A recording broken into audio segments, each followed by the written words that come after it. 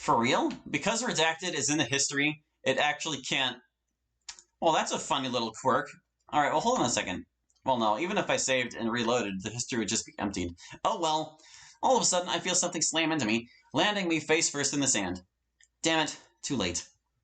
I roll over and dust myself off before lifting my head to face who can only be Natsuki. Ugh. Watch where you're going, dork! Fuck, there goes my plan to escape the wrath of the master swordsman, or swordswoman. I was standing still. How are you this entitled? Don't make me swing at you again! Before I can plead to not be executed via a curtain, the sound of sand being kicked up catches Natsuki's attention. She turns to see the same woman racing after her. Ah! Natsuki grips my arm firmly and tugs me to my feet before running as quickly as she can. I run after her as an attempt to not trip. Turning around, I notice Sayori is still working on taking down the umbrella. Sayori, come on! With that, she hops up and runs after us. We dash down the road until I'm out of breath. Ha! Natsuki, how do you have so much stamina? I got it from my dad! Right. Hey, do you think we forgot something? Natsuki thinks for a moment and reaches behind her back. Her wrist then makes contact with her deadly curtain rod. Nope. Right. My suitcase! I spin around to find Sayori has fallen face first on the sidewalk. That comma is not necessary. You okay? Sayori pushes herself off of the ground and rises to her feet. Pavement tasted like paint! And how do you know what paint tastes like? I'm just not going to question it. So, you coming with us? Sure, I want to go on an adventure! That's the spirit. Alright, weirdos, Brazil isn't waiting for me. Right, just let me go home and pack up my stuff. Okay. Sure, lead the way.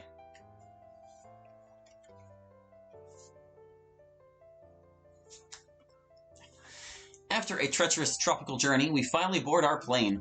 Natsuki ended up checking her curtain rod as a bag, so at least I have a bit of safety. A baby is crying louder than Natsuki's yelling at me. Great.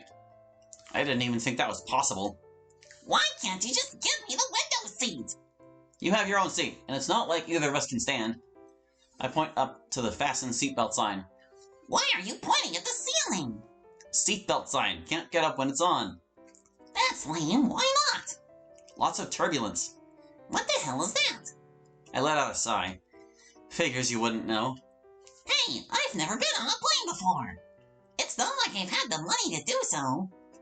You too, Natsuki? We get to join the Mile High Club together! I raise an eyebrow at Sayori. What's that? It's when you fly for the first time, I think. That is definitely not what that means. What do you mean, Howie? Just forget it. I could tell them, but I think it'll take less effort to let them remain blissfully unaware. I'd invite myself, but I don't want to even joke about putting my genitals anywhere near Natsuki. As we lift off, Sayori raises her arms like she's on a roller coaster. Mile High Club, here we come! Shh! What was that? I couldn't hear you over the bumpy. Never have I felt secondhand embarrassment this great in my life. I decide it's best to just ignore her and avoid giving her any reason to continue talking. Don't turn away from me, meanie! I bury my face into my hands. Please, Zeus, smite us out of the sky. Before she can continue her tirade of stupidity, I turn my head and put a finger to my mouth. Oh, sorry. It's fine. At least she isn't trying to actively cause havoc. Speaking of which, where's Natsuki? She keeps on running off on me. Well, at least I can get a few hours of sleep for once.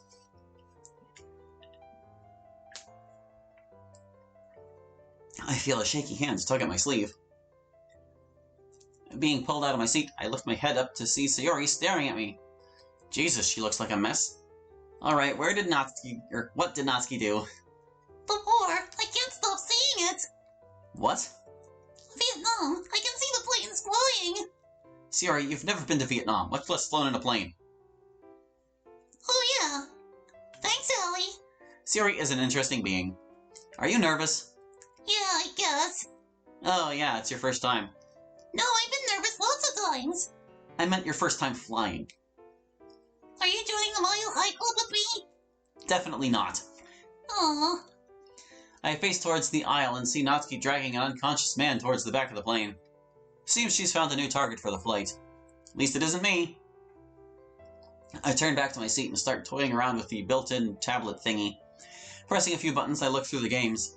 Could play some golf. No, I remember that being boring. Is it out of the history yet? Can I check it? There we go. No, there was nothing else to that. Just a big long Anyhow, Why can't you just leave me alone? where's the fun in that? Oh, of course, silly me.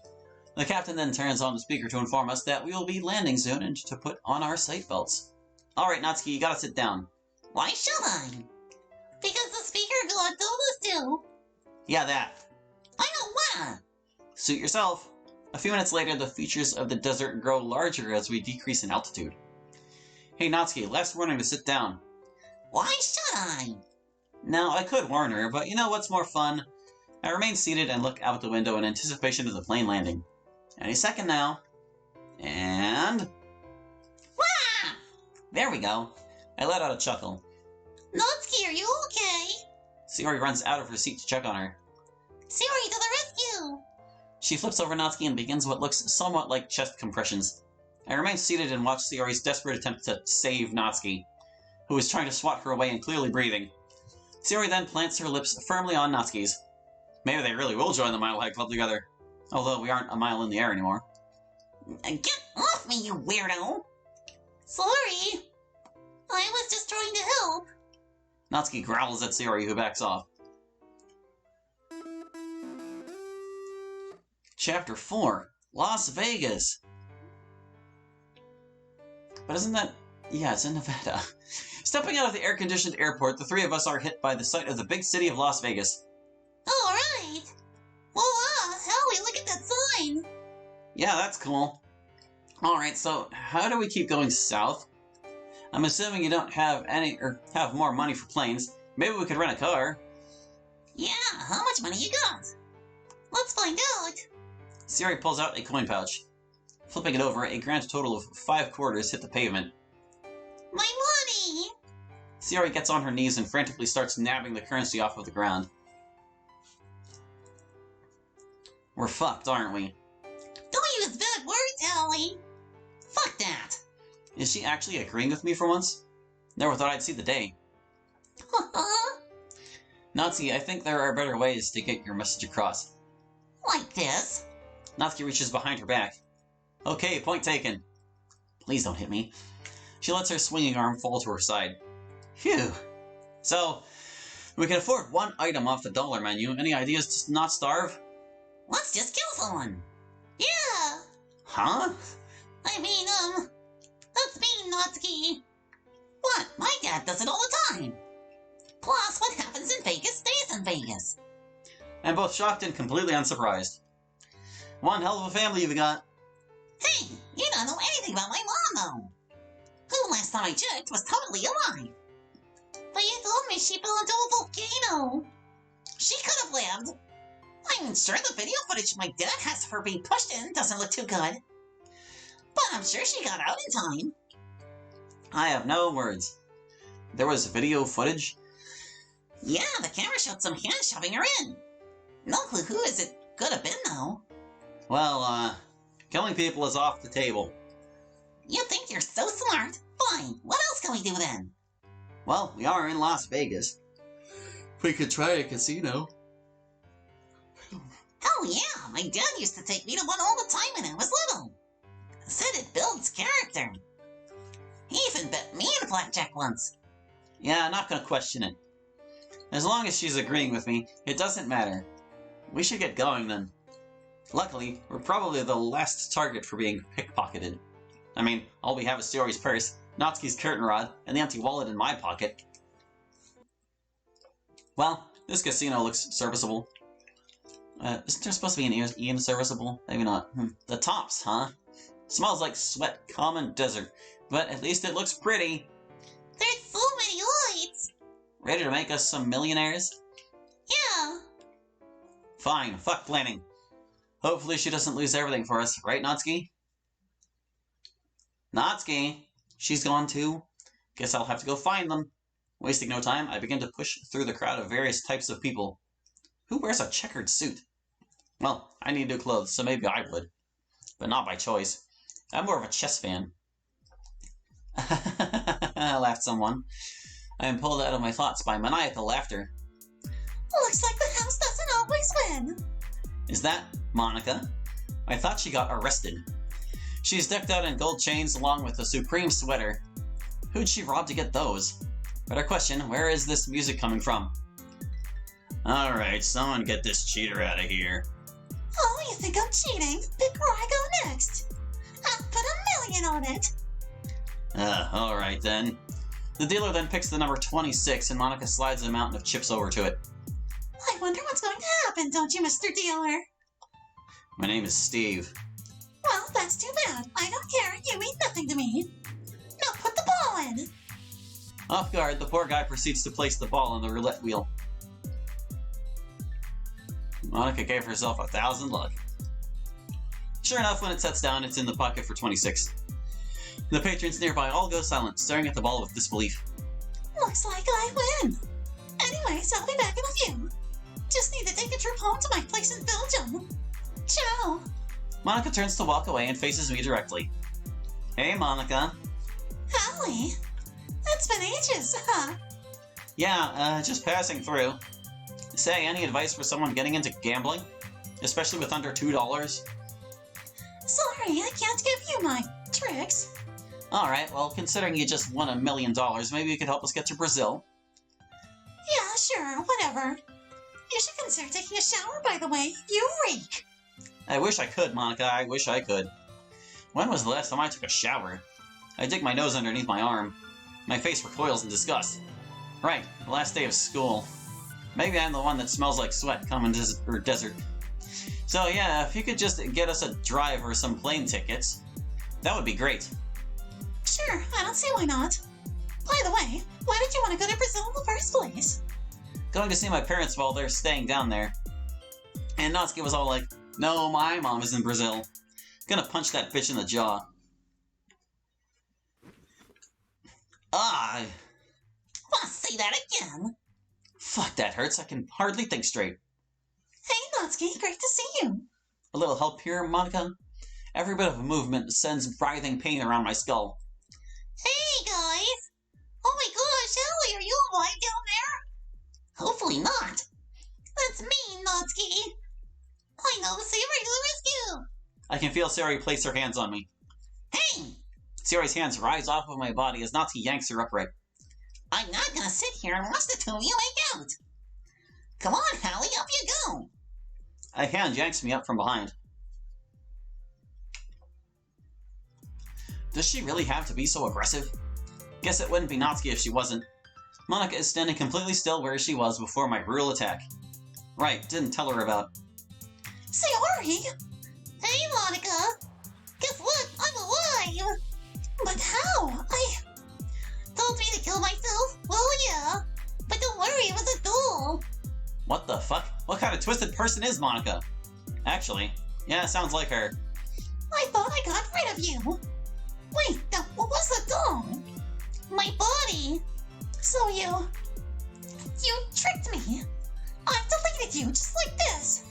Deleted her? Do I have to deal with another psycho on this trip? Again? Oh no. Whoa, what the fuck? Sayori?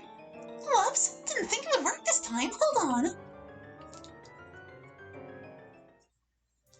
Didn't catch the message in the box before it blinked away. Ah! I wonder if it actually took her in and out of the character folder. I feel like I was just birthed again. Sayori!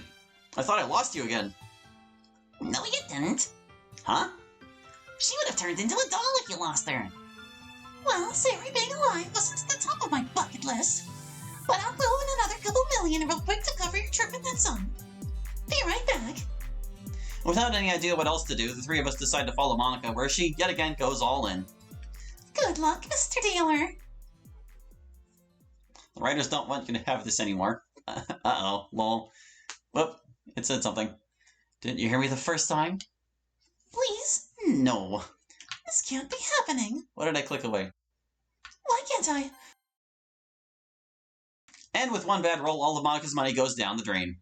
No! Why won't you work anymore? Monika, wait! Monika clenches her fists and whirls around. What? Well, I'm assuming you have more money lying around somewhere. If by lying around you mean buried behind a mansion in Belgium, then yes. I can't teleport either, huh? But I can't get there now, can I? Well, how did you get here in the first place? Doesn't matter anymore. Sierra grabs Monika's chain and begins inspecting it. Speaking of which, how does one become self-centered enough to wear themselves? Well, your jewelry is so shiny, Monika. Where'd you get it? Hey, I know. You can sell your chains. But I can't possibly part with them. It's either that or we're back to square one, starving to death in the Mojave. Yeah. Do you really want that? Well, no. You can just pawn it or something. Hey, isn't that Rick Harrison guy's place around here somewhere? Who the hell is Rick Harrison? Some guy on TV. Man, I watched way too much of that this summer. At least now I've changed the status quo for my downtime. I never thought going outside would be such a downgrade for my mental health. Do I have any other choice? Well, we can always. No! Whatever you're about to say, no. But. No! Fine, if you don't want to hear it, I won't say it. Good. Chapter 5.